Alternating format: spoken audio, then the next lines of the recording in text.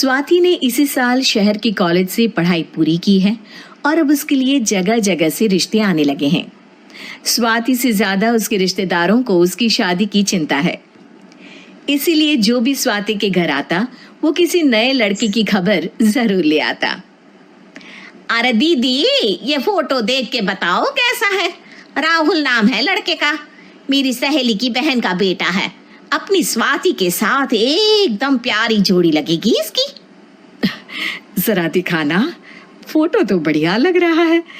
कोई गलत आदत वादत तो नहीं है ना इसे? और कमाता कितना है?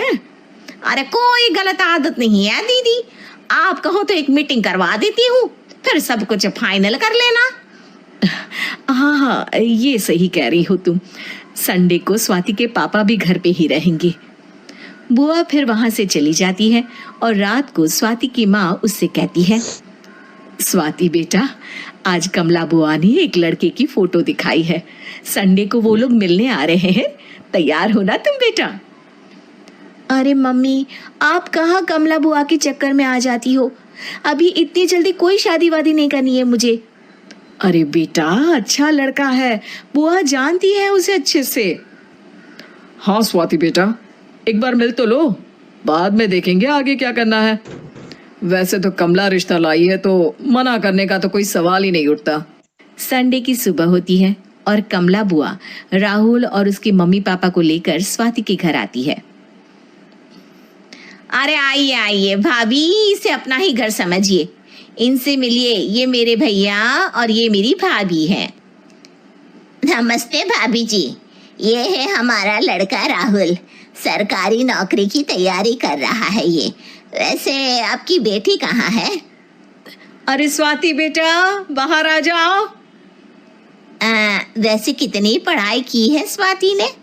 जी, पोस्ट ग्रेजुएट है हमारी बेटी साइंस में। ये सब तो ठीक है, पर घर संभालना जानती है या नहीं? हमें कौन सी इससे नौकरी करवानी है, नौकरी तो मेरा बेटा करेगा ही। पर मैंने इतनी पढ़ाई की है और आप चाहती हैं कि मैं घर पर ही बैठी रहूं? अरे स्वाति बेटा, ये बड़ों की बात में तुम कहाँ बोल पड़ी? हम सब देख लेंगे क्या करना है क्या नहीं। हम तो इसी बात पर विश्वास करते हैं कि घर के लड़कियां घर में ही रहे तो ज्यादा अच्छा रहता है। वरना भाई साहब, आप तो आजकल के हाल जानते ही हैं, कितनी घटनाएं होने लगी हैं औरतों के खिलाफ। स्वाति बेटा, रसोई का काम तो पूरा जानती हो ना? शादी के बाद तुम्हें ही संभालना है वो सब। अरे बहुत अच्छा खाना बनाती है ये, आप सब लोग इसकी तारीफ करते नहीं थकेंगे। लो भाई, हो गई मीटिंग, अब शादी की तारीख फाइनल कर लेते हैं, क्यों भैया? भाई, हम तो पंडित जी से चर्चा करने के बाद ही तारीख फाइनल करेंगे। सालों से हम उनकी बातें मानते हुए आ रहे हैं।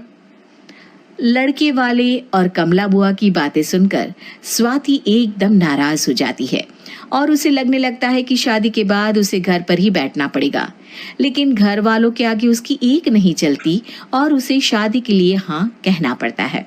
शादी का दिन आ जाता है और सब मंडप में जमा होते हैं। अब फेरों का समय हो गया है, अब कन्या अपने वर से 7 वचन मांगेगी। आप किसी धार्मिक आयोजन में जाए तो मुझे भी ले जाएंगे।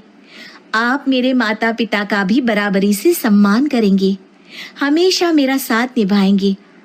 आपको दोनों परिवार की जिम्मेदारियां बखूबी निभानी होगी। हर जरूरी बात में मेरी भी राय लेंगे। आप सभी गलत आदतों से दूर रहेंगे। आप मेरे अलावा किसी और औरत से कोई गलत संबंध नहीं बांधेंगे। ये 7 वचन पूरे हुए, वर क्या तुम्हें ये सारे वचन मंजूर है?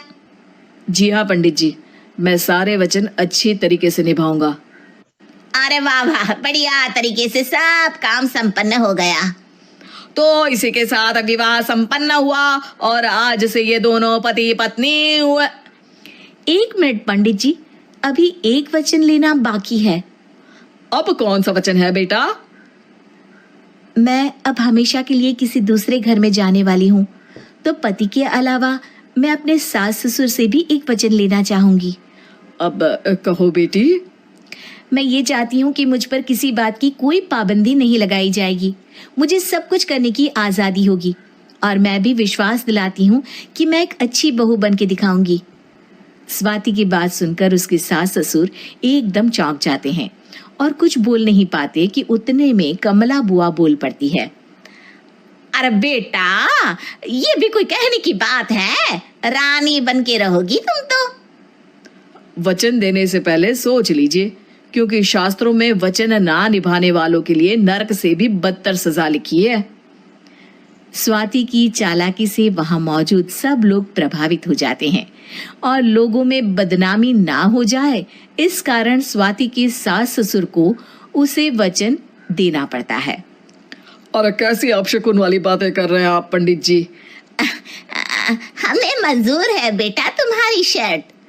स्वाति अपनी समझदारी से अपनी बात अपने ससुराल वालों से मनवा लेती है और खुशी खुशी राहुल से शादी कर लेती है। अब से हर शादी में मैं खुद 8 वचन दिलवाऊंगा। ओम मंगलम मंगलम मंगलम।